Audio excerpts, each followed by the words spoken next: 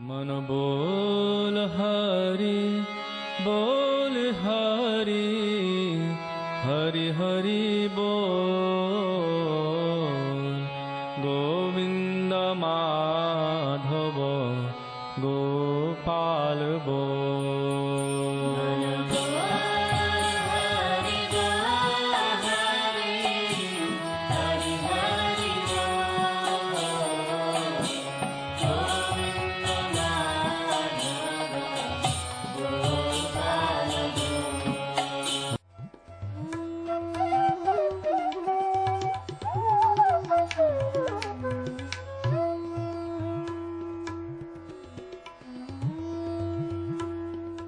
ओम विष्णुपाद अष्टोत्तर शत श्री श्रीमद् भक्ति वेदांत नारायण गोस्वामी महाराज जी का शुभ आविर्भाव सन 1921 में बिहार के बक्सर जिले में मौनी अमावस्या के दिन अर्धरात्रि में हुआ था। प्रारंभ से ही इनकी धर्म में रुचि थी। बचपन में ही उन्होंने गीता, रामायण आदि का अध्ययन किया था। संसार से अत्यंत तीव्र वैराग्य होने के कारण 25 वर्ष की आयु में ही वे गृहस्थ जीवन त्याग कर मठ में निवास करने लगे। सन 1946 में उन्होंने नित्य लीला प्रविष्ट ओम विष्णुपाद श्री श्रीमद् भक्ति प्रज्ञान केशव गोस्वामी महाराज जी से विधिवत दीक्षा प्राप्त की तथा सन 1954 में संन्यास ग्रहण किया। मथुरा में निवास करते हुए अपने गुरु की आज्ञा तथा कृपा से अनेक ग्रंथों का हिंदी भाषा में अनुवाद किया है। इनके प्रमुख ग्रंथ हैं श्रीमद् भगवद गीता, गीत गोविंद, जैव धर्म, वेणु गीत, भजन रहस्य, ब्रजमंडल परिक्रमा, श्री श्री वृहद भागवतामृतम। इन सभी ग्रंथों का English, Spanish, Dutch, French, German, Russian, Italian, Portuguese, Chinese आदि विश्व की अनेक भाषाओं में अनुवाद हो रहा है। लगभग पिछले 60 वर्षों से श्रील भक्ति वेदांत नारायण गोस्वामी जी महाराज ने भारत एवं विश्व के सभी प्रमुख देशों में शुद्ध भक्ति का प्रचार किया, अर्थात भक्ति योग की शिक्षा प्रदान की। श्रील गुरुदेव के भक्ति प्रचार कार्य से प्रोत्साहित होकर अमेरिका के ह्यूस्टन के मेयर द्वारा श्रीमान लीपी ब्राउन ने 31 मई सन 2003 को इन्हें ऑर्डिनरी सिटीजनशिप एवं गुडविल एम्बेसडर के सम्मान से विभूषित किया। सन 2003 में ध्वजाचार्य पीठ तथा विश्व धर्म संसद ने श्रील गुरुदेव को कृष्ण भक्ति, विश्व भर में सनातन धर्म के प्रचार प्रसार तथा ब्रजमंडल के संरक्षण एवं पुनरुद्धार हेतु अनेक अथक प्रयासों के लिए योगाचार्य की उपाधि से सम्मानित किया। इस प्रकार संपूर्ण विश्व में प्रेम धर्म का प्रचार प्रसार करते हुए श्रील भक्ति वेदांत नारायण गोस्वामी जी महाराज ने 29 दिसंबर 2010 को श्री जगन्नाथपुरी में अपनी भौम लीला को संवरण किया। वे अपनी दिव्य शिक्षाओं में और अपने निष्कपट आश्रित जनों के हृदय में सर्वदा विराजमान हैं।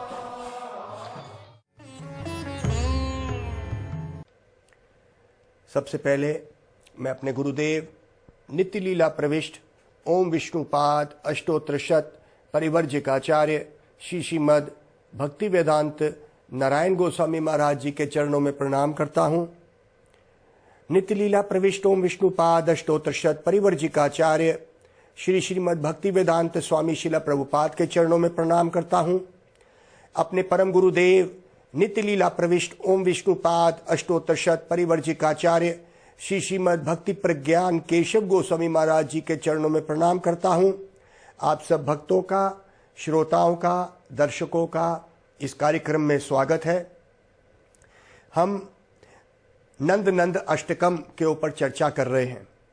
ये हमारे सतयुग से चला हुआ अष्टकम मतलब एक गीत जो 8 भागों में बांटा हुआ एक गीत है। इसको अष्ट बोला गया तो ये अष्टकम हो गया। ये संस्कृत भाषा में है और किसी वैष्णव भक्त जो रस में डूब गया भगवान के, उसने इसको लिखा है। तो हमारे गुरुदेव नित्य लीला प्रविष्ट ओम विष्णुपाद अष्टोत्तर शत श्री श्रीमद् भक्ति वेदांत नारायण गोस्वामी महाराज इसके ऊपर खास चर्चा करते थे। खास मंगल आरती के समय, कार्तिक के समय पे महीने में इसको गवाते थे। हम कुछ कार्यक्रमों में इसके ऊपर कुछ चर्चा करी है। आज हम इसका 5वां श्लोक लेंगे। वो इस प्रकार से है, आप सुनेंगे और इसकी व्याख्या हम उसके बाद करेंगे। त्रिभंग देहा सुंदरम नखाद्युति सुधाकरम अमूल्य रत्नभूषणम नमामि नंदनंदनम नमामि नंदनंदनम नमामि नंदनंदनम नमामि नंदनंदनम नमामि नंदनंदनम नमामि नंदनंदनम नमामि नंदनंदनम।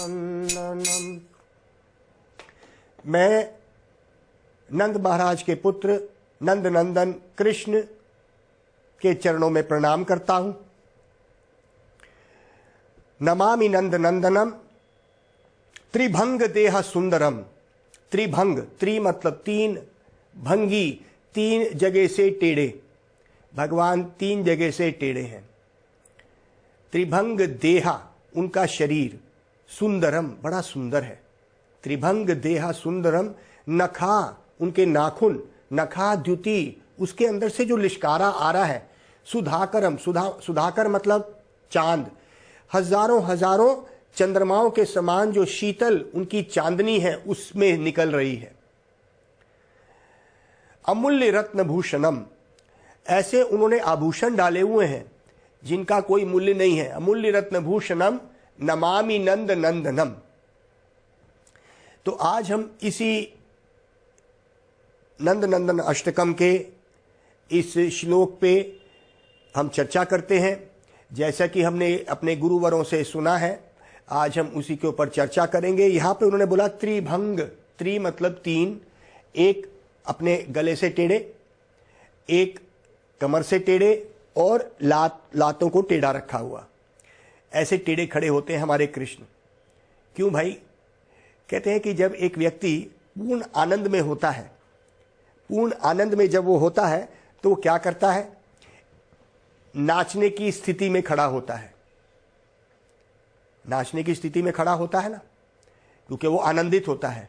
तो एक व्यक्ति जो कभी दुखी नहीं होता, सारी चीजें उसी के बस में होती हैं, तो उसको भगवान कह सकते हैं।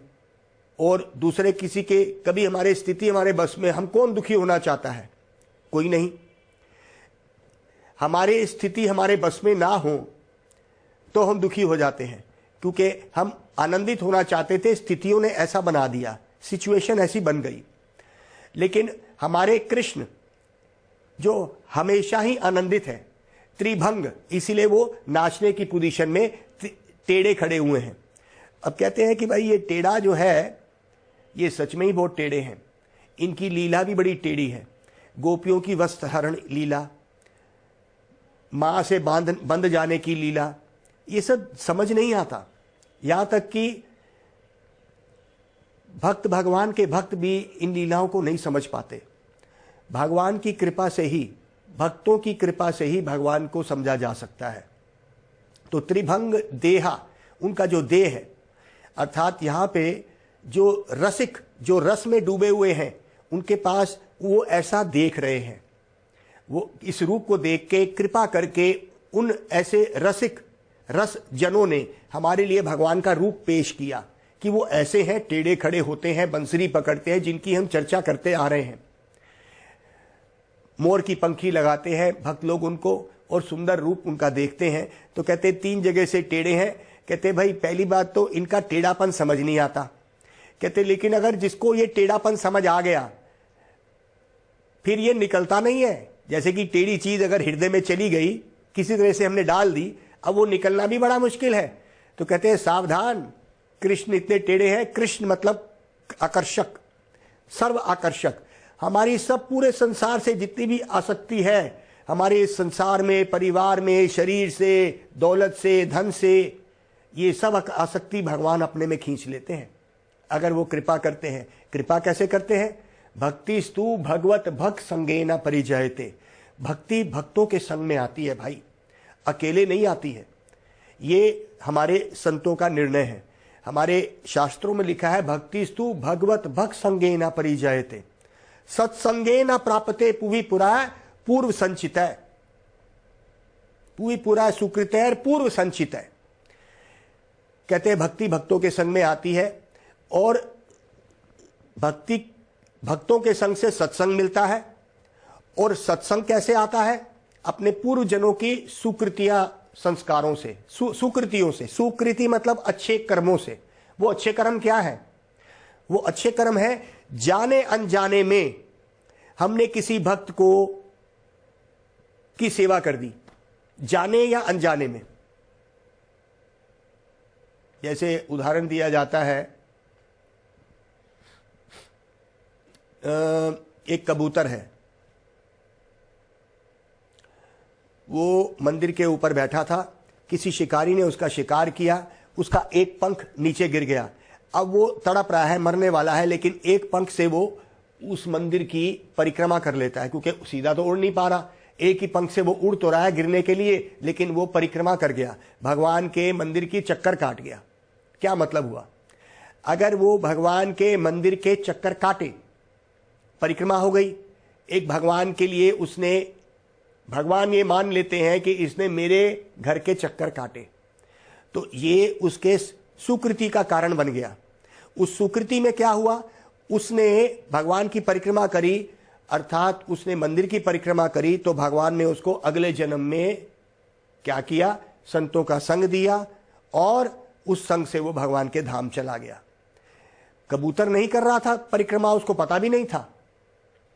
उसी तरह से ये सुकृतियों का मतलब ये नहीं है कि इस संसारिक समाज की अच्छी कोई क्रिया, ये तो सत्वगुण में हो गई, लेकिन वो क्रिया जो संतों के साथ हमने जाने अनजाने में उनका संग कर लिया, इसको सुकृति बोलते हैं। तो कहते हैं कि ये जो भगवान का सुंदर त्रिभंग देहा, देहा मतलब शरीर। एक बात देखिए, ये शरीर हमारे जैसा शरीर नहीं है, इसलिए यहां पे जो ये अष्टक जिन्होंने बनाया वो क्या कह रहे हैं? त्रिभंग देहा सुंदरम, देहा सुंदरम, उनका जो शरीर है सुंदर है, अर्थात वो हमेशा ही सुंदर रहता है। हमारे शरीर एक समय पे सुंदर थे और ये बदसूरत की तरफ बढ़ रहे हैं, ये शरीरों का नियम है, और आखिर में ये मिट्टी हो जाएंगे। लेकिन भगवान का शरीर नित्य, इटर्नल, नवीन, सुंदर, नया रूप में दिखता है। त्रिभंग देहा सुंदरम। अब हम ये बात जब देह की बात करते हैं और वो भी भगवान के शरीर की बात करते हैं, तो ब्रह्मवादी, पहली बात तो भोगी लोग, वो संसार के भोग वासनाओं में पड़े हैं। सुबह उठते हैं, शाम हो जाती है, पैसे कमाते हैं, परिवार को देखते हैं, भोग इंद्रियां को अपने तृप्त करते हैं, सेटिस्फाई करते हैं। उनका कोई इस आध्यात्मिक से लेना देना ही नहीं, उनका आत्मा, शरीर, मृत्यु, ये सब चीजों से लेना देना ही नहीं। वो लोग एक तो इस बात को मानते ही नहीं कि भगवान है, भगवान का शरीर है। कुछ लोग इस भोगी लोगों से ऊपर, जिनको हम कह सकते हैं ब्रह्मवादी लोग। ब्रह्मवादी वो होते हैं जो इस संसार को मान लेते हैं कि झूठा है। वो ये भी मान लेते हैं कि संसार में प्रेम में नहीं है, ये शरीर भी झूठे हैं क्योंकि मिट्टी हो जाते हैं, संसार में प्रेम नहीं है। तो वो इसी बात को लेके जब आध्यात्मिक संसार में आते हैं, किसी संतों के पास जाते हैं, तो वो ये निर्णय लेके मन में आते हैं कि भगवान का कोई शरीर नहीं होगा, नहीं तो वो मर जाएगा। और प्रेम की बात होती है तो इस संसार का, इसमें प्रेम नहीं देखते, तो कहते हैं भगवान में वो प्रेम नाम की चीज भी नहीं है। तो जब हम अगर भक्तों के साथ रह के, हम भक्त लोग अगर हम उनको कुछ समझाना भी चाहें, तो वो ये कहते हैं कि भक्त लोग अज्ञानी है, भावुक है, उनको ज्ञान नहीं है। तो भाई एक बात सुनो, क्या ज्ञान से तुम भगवान को पकड़ लोगे? ब्रह्मा जी तक ने भी भगवान को नहीं पकड़ पाए। ब्रह्मा जी ने सोचा ये ग्वाला, ये गैया चराने वाला, ये मेरी सृष्टि में आया है, भगवान हो नहीं सकता। तो उन्होंने क्या किया, जो ग्वाले और गैयाएं चल रही थी कृष्ण के साथ, सबको हरण कर लिया।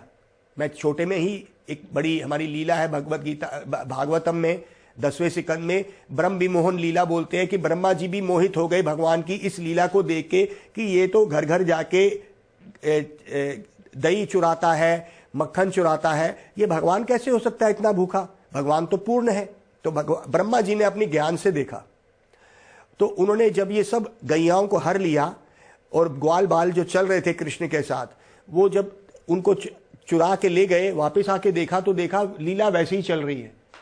जब बड़े ध्यान से देखा तो देखा जो गैयाएं हैं वो भी विष्णु रूप धारण करी हुई हैं, जो सखा लोग हैं वो भी विष्णु रूप धारण करके चल रहे हैं, 4 भुजाएं, शंख चक्र गदा और पद्म लेके ये सारे वो लीला कर रहे हैं। रोज ब्रज में जाते हैं, गैया चराते हैं और अपनी माओं के घर में भागते हैं। सारे सखा वो कृष्ण ही थे। तो ब्रह्मा जी ने अपने चरणों को, अपने मस्तक को कृष्ण के चरणों में रख दिया और क्या बोला, ज्ञाने प्रयासा मुदपासनमन्ते जीवंती सन्मुखारितम भव, ज्ञाने प्रयासा मुदपासनमन्ते जीवंती सन्मुखारितम भवदीय वार्ताम स्थाने स्थिता श्रुतिगताम तनुवांग मनोभिर प्रायसो अजीतो अजीतो अपियस्य तैसु त्रिलोक्याम। ज्ञाने प्रयासा, इस ज्ञान के मार्ग को मैं छोड़ता हूं प्रभु। मुदपास नमनतैव जीवंती सन्मुखारितम, अब मैं अपना जीवन सन्मुखारितम भवदीय वार्ताम, किसी साधु संत के पास जाके अपने जीवन को मैं तेरी वार्ताओं में, तेरी कथाओं में गुजारना चाहता हूं। स्थाने स्थिता श्रुतिगताम तनुवांग मनोभिर, ऐसे स्थान पे बैठ के उन श्रुतियों का अर्थात उन वेदों का, पुराणों में जिसमें तेरी लीलाओं का वर्णन है प्रभु, मैं वहां पे बैठ के सुनना चाहता हूं। प्रायसो अजीतो, हालांकि तू अजीत है, कोई तेरे को जीत नहीं सकता, लेकिन प्रेम से तू जीता जाता है। इसलिए प्रभु मैं उस ज्ञान के मार्ग को, ब्रह्मा जी में इतना ज्ञान है कि उनके 4 सर हैं, 4 सर हैं, वो एक ही बारी में 4 चीजें सोच सकते हैं, 4 दिमाग हैं उनके। हमारा तो एक ही दिमाग है, ब्रह्मा जी 4 बातें एक ही बारी में सोच सकते हैं। वो भी क्या कह रहे हैं, मैं नमस्कार करता हूं प्रभु तेरी लीलाओं को। तो भगवान की लीलाओं को समझ नहीं सकता तो क्या ये ब्रह्मादि लोग जो भगवान को ब्रह्म समझते हैं, भगवान को एक ज्योत समझते हैं, ये अपराधी हैं? ये ब्रह्मवादी अपराधी क्यों? भगवान के चरणों में अपराध करते हैं, बोलते हैं भगवान तू अंधा है, भगवान तेरे हाथ नहीं है, तेरा पांव नहीं है, तेरा नाक नहीं है, तेरे कान नहीं है, तू बहरा है। ऐसा ना कहें, क्योंकि भगवान का रूप और हमारे रूप में अंतर है। इसीलिए भगवान ने कहा ना, अब जनांती माम मूढ़ा, मूढ़ लोग हैं जो मेरे रूप को नहीं मानते हैं। मनुष्यम तनुम आश्रुतम, मैं मनुष्य रूप जब आता हूं, आश्रुतम परम भावम, मेरे परम भाव को नहीं पहचानते, वो मेरे शरीर को अपने शरीर के साथ मिलाने लग जाते हैं। मां भूता महेश्वरम, मैं सारे प्राणियों का ईश्वर हूं, कंट्रोलर हूं। तो अगर हम इस बात को समझे तो यहां पे त्रिभंग देह सुंदरम, भगवान का देह कैसा है? भगवान का देह नित्य नवीन है और हमेशा लीलामय है। वो लीला करते रहते हैं। हम जो करते हैं, हम अपने कर्म बंधन में आके समय हमसे करा लेता है और हम कर्म बंधन में बंध के अपना नया शरीर के लिए तैयारी कर लेते हैं। कर्म बंधन का मतलब है अभी कोई अच्छे कर्म करे, बुरे करे, अच्छे करे, करते करते जो कर्मों का जो फल होगा आखिर में हमें नया शरीर दिलवा देगा। यह है कर्म फल। भगवान के कर्मों का कर्म फल नहीं है। न माम किरमानी लिम्पंती, मेरे को कोई भी कर्म नहीं बांध रहा अर्जुन। भगवत गीता, न माम किरमानी लिम्पंती, मेरे को कर्म नहीं बांधते। न माम कर्माणी लिम्पंती, न मैं कर्म फल स्पृहा, और ना ही मेरे को किसी कर्म करने की इच्छा भी होती है। इति माम यो भी जानती कर्मा फिर न स बाध्यते, अगर तू इतना ही जान ले कि मुझे कोई कर्म नहीं बांधते, मेरे कर्म एक लीला है। लीला का मतलब क्या होता है? लीला होता है कि स्वतः ही अपनी इच्छा से करना और उसके ऊपर कर्म बंधन नहीं लगता। हम अपनी स्वतः इच्छा से पैदा नहीं हुए, किस गर्भ में फेंके गए हमें पता नहीं, किस मां को हमने अपना लिया हमें बाद में पता चला। भगवान अपनी लीलावशत, अपनी इच्छा से, लीला का मतलब है इच्छा, कर्म बंधन का मतलब है अपने पुराने कर्मों से बंधा हुआ, लीला का मतलब है अपनी स्वतंत्र इच्छा से भगवान आते हैं। तो भगवान के कर्मों को लीला बोला जाता है, हमारे कर्मों को कर्म बंधन बोला जाता है।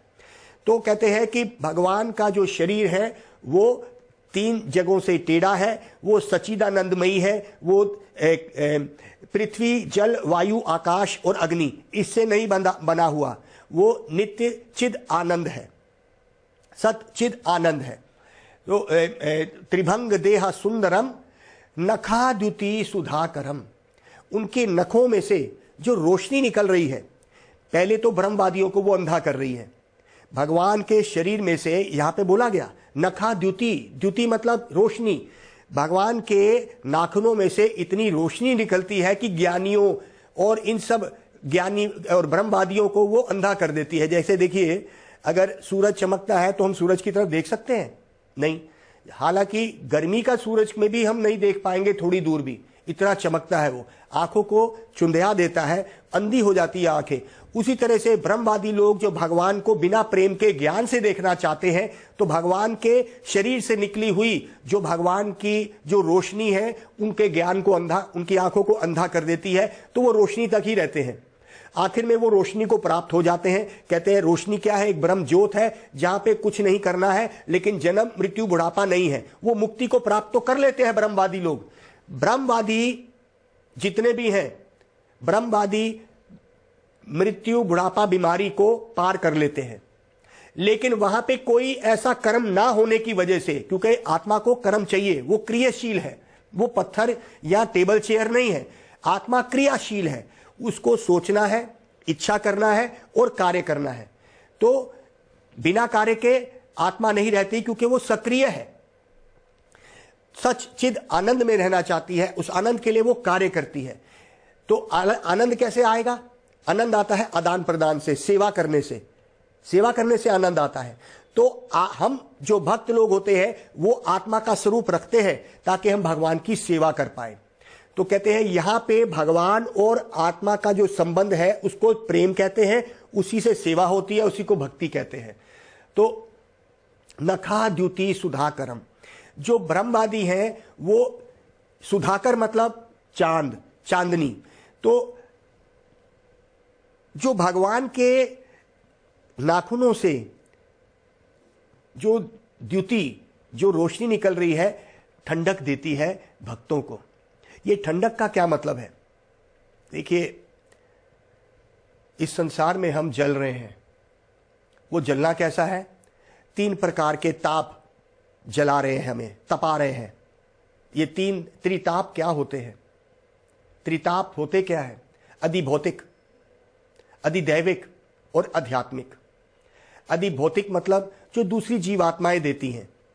मेरा बॉस मुझे तंग करता है, मेरा बॉस मुझसे गलत काम करवाता है, मुझे डांटता है, मैं ये नौकरी छोड़ दूंगा, मेरा जो घर का साथ वाला है मेरे से लड़ता झगड़ता रहता है, मेरी गाड़ी पार्किंग में मेरे से लड़ता है, मेरे को धमकाता है, पुलिस बुलाता, ये इस तरह करके। मेरी पत्नी मुझे तंग करती है, मेरे से लड़ती है, मेरे बच्चे मेरी बात नहीं मानते। ये दूसरी जीवात्माएं हैं जो एक व्यक्ति को तंग करती हैं। इसको क्या कहते हैं? अधिभौतिक। दूसरी जीवात्माएं जो तंग करती हैं, ये वाला दुख हमेशा सताता है। अधिदैविक, अधिदैविक जो होते हैं दूसरे देवी देवता जो देते हैं। और आध्यात्मिक, मन और बुद्धि से निकले हुए। तो अधिदैविक का मतलब हो गया जो दूसरे देवी देवता देते हैं। जैसे बहुत ज्यादा बारिश आ गई, बाढ़ आ गई, जैसे आजकल भूकंप आ गया, बड़े लोग मर गए। तो ये 3 प्रकार के ताप, आध्यात्मिक मतलब मन और बुद्धि से निकले हुए। मान लीजिए कोई मेरा प्रिय साथी जो मेरे बचपन में स्कूल में पढ़ता था, मेरे को खबर मिली वो मर गया। हालांकि मैं उसको 30 साल से नहीं मिला, 50 साल से नहीं मिला, लेकिन जब हमें पता चला तो हमें दुख आ गया। वो दुख कहां से आया? मन से आया। कभी कभी हमारा शरीर अस्वस्थ हो जाता है, हमें अस्पताल जाना पड़ता है। इसको कहते हैं आध्यात्मिक। मन और शरीर से निकले हुए दुख को आध्यात्मिक कहते हैं। दूसरे देवी देवता जो हमें दुख देते हैं, जैसे भूकंप हो गया, जैसे अकाल पड़ गया, बारिश आ गई, बाढ़ आ गई, बहुत गर्मी, बहुत सर्दी, ये सब क्या है? ये हो गए अधिदैविक जो दूसरे देवी देवता देते हैं। और अधिभौतिक जो दूसरी जीवात्माएं देती हैं। कहते हैं इससे हम तपाए जा रहे हैं, हर वक्त हम इससे तपाए जा रहे हैं, 1 मिनट भी हम इससे छूटे नहीं हैं। मान लीजिए हम यहां बैठे हैं, मच्छर काट रहा है, ये भी तो दूसरी जीवात्मा है, हमें सोने नहीं देगी, मच्छर काट रही है, काट रहा है, तो वो तो दूसरी जीवात्मा है, हमें तंग कर रहा है। तो कितने प्रकार के दुख, ये तीनों दुख हमारे जीवन में हर मिनट हर सेकंड आ रहे हैं। मन का दुख, हमारा बच्चा हमारी बात नहीं मानता, हमारे बच्चे का अच्छा नौकरी नहीं लगी है, ये दुख हमारे को हर वक्त घेरे बैठे हैं। ये संसार त्रिताप का बना हुआ है, अधिभौतिक, आध्यात्मिक और अधिदैविक, जैसे मैंने आपको बताया। तो कहते हैं नखा द्युति सुधाकरम, जो कृष्ण के चरणों के ही अगर हम ध्यान करें, जिसमें वो नाखूनों में से सुंदर ठंड जैसी वो चांदनी कि जो चांद की जो चांदनी निकल रही है, जो पूर्णिमा की चांदनी होती है, जो ठंडक पहुंचाती है, वो कहते हैं कि वो चांदनी ठंडक हमें मिलेगी। कहते हैं कि उनके नखों में से वो चांदनी निकल रही है। नखा द्युति सुधाकरम, जो चांद जैसी चांदनी की ठंड वो निकलेगी जब हम उसके अंदर उसका ध्यान करेंगे भगवान के चरणों का। तो इस संसार के अधिभौतिक, आध्यात्मिक और अधिदैविक दुख हमें नहीं छुएंगे। तो त्रिभंग देहा सुंदरम नखा द्युति सुधाकरम, वो जो नाखों में से, नाखूनों में से जो ठंड निकलती है, अर्थात कृष्ण के चरणों में और उनके हाथों में जो नाखून है, उसकी जो चांदनी है, वो हमें ठंड पहुंचाती है, अर्थात त्रितापों से हमें बचाती है। ये कैसे हम वहां तक पहुंच सकते हैं? कहते हैं हमने इस संसार में बड़े सहारे बनाए हुए हैं। मेरे परिवार मुझे सहारा देगा, मेरा पैसा, मेरा धन मुझे सहारा देगा, मेरे मित्र मुझे सहारा देंगे, मुझे रिश्तेदारी सहारा देगी। अरे मैं इस देश का वासी हूं, मेरे पास इंश्योरेंस है, मेडिकल, जितना भी चीज है ये मेरी सेवा में होगी, मृत्यु से बचा लेंगे। हमारे शास्त्र कहते हैं अविस्मितम तम परिपूर्ण कामम स्वनैव लाभेन समम प्रशांतम विना उपसर्पत्य ही अपरम ही बालिशाह श्वा लंगुलेन तितितातिम सिंधुम। श्रीमद् भागवतम। क्या कहते हैं? अविस्मितम तम परिपूर्ण कामम, भगवान परिपूर्ण है, अपने में पूर्ण है और उनको किसी भी चीज की आवश्यकता नहीं है। और अगर उनके अंदर कोई इच्छा है भी तो वो अपने अंदर से ही उसको बना लेते हैं। जैसे भगवान ने इच्छा करी कि मैं रास करूं, तो उन्होंने अपनी ही शक्ति से उन गोपियों को प्रकट कर लिया और रासलीला कर ली। अपनी ही शक्ति से उन्होंने ब्रजधाम बना लिया। तो कहते परिपूर्ण कामम, वो काम अगर उनके अंदर कोई कामना रह भी गई है या रहती है, क्योंकि भगवान हमेशा उनकी कामनाएं इस संसार की कामनाओं से अलग है, वो स्वयं ही अपनी कामनाओं को पूरा करते हैं।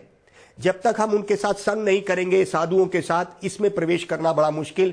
कहते हैं पूर्ण काम है, स्वनैव लाभेन समम प्रशांतम, स्वनैव लाभेन, अपने आप ही उसको वो पूर्ण कर लेते हैं।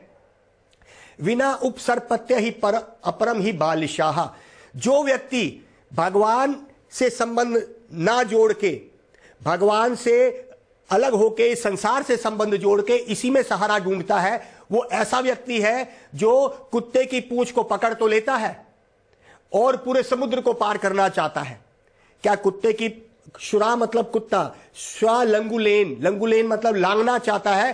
तितितातिम, तितितातिम मतलब तैर के, कुत्ते की पूंछ को तैर के क्या वो इस जन्म मृत्यु के बंधन से पार पूरे समुद्र को पार कर लेगा?